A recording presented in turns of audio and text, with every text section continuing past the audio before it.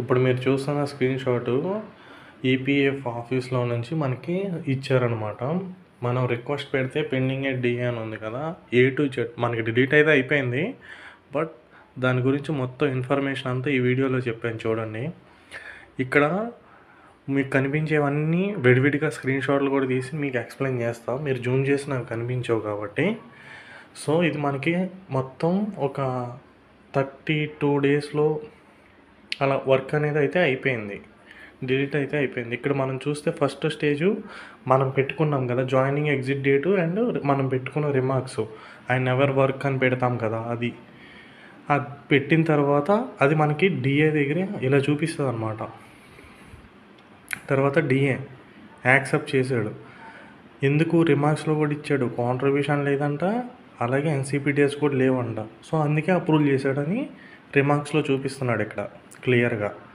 తర్వాత ఏపీఎఫ్సీకి వెళ్ళిపోద్ది డైరెక్ట్గా, అది కూడా వచ్చింది మీకు స్క్రీన్ షాట్ చూడండి. ఇక్కడ ఏపీఎఫ్సీ దగ్గర అప్రూవ్ చేయొచ్చా లేదా అన్నీ కనిపిస్తున్నాయి. ఇక్కడ క్లెయిమ్స్ కూడా ఆయన ఓపెన్ చేసి మనం క్లెయిమ్ చేస్తే చూడొచ్చు, కాంట్రిబ్యూషన్ జరిగిందా లేదా చూడొచ్చు, ఏమన్నా ఎన్సీబీడీఎస్ ఉన్నాయా లేవో చూడొచ్చు. అన్నీ చూసుకున్న తర్వాతే అప్రూవ్ చేయొచ్చా లేదా అని ఇక్కడ క్లిక్ చేస్తే చాలా అప్రూవల్ అయిపోద్ది అనమాట ఆయన. ఇది మనకి అప్రూవల్ అయిపోయింది.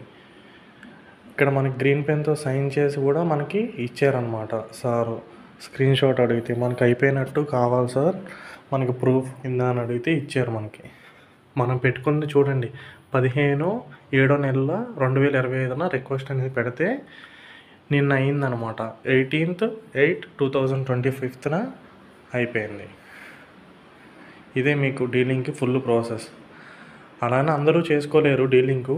ఎవరైతే ఫ్రాడ్ కంపెనీలో జాయిన్ అయిపోయి ఉంటారో వాళ్ళైతే అందరికీ కాంట్రిబ్యూషన్ జరిగిపోద్దు కొంతమందికి. అప్పుడు అలాంటప్పుడు ఏం చేయాలంటే జాయినింగ్ డేట్ ఎగ్జిట్ డేట్ అనేది సేమ్ పెట్టుకోండి. ఎందుకంటే డీలింగ్ చేసుకునే ఆప్షన్ లేదు, కాంట్రిబ్యూషన్ ఎన్సీబీడీఎస్ అయినా చెక్ చేస్తున్నారు కాబట్టి వాళ్ళ అప్రూవల్ అనేది ఇవ్వరు మీకు. సో మీరు చేయాల్సిందల్లా జాయినింగ్ డేటు ఎగ్జిట్ డేటు అది మీ చేతిలో ప్రాసెస్ కాబట్టి మీరు ఎడిట్ చేసుకొని పెట్టుకోండి సేమ్ డేట్ లాగా. అప్పుడు వన్ డేనే వర్క్ చేశారు కాబట్టి ఎంప్లాయర్ కూడా ఏమనరు మీరు బ్యాక్గ్రౌండ్ వెరిఫికేషన్లో. ఇక్కడ చూస్తున్నారు చూసారా, 29th August 2022 ఇలా ఎడిట్ చేసేస్తాం.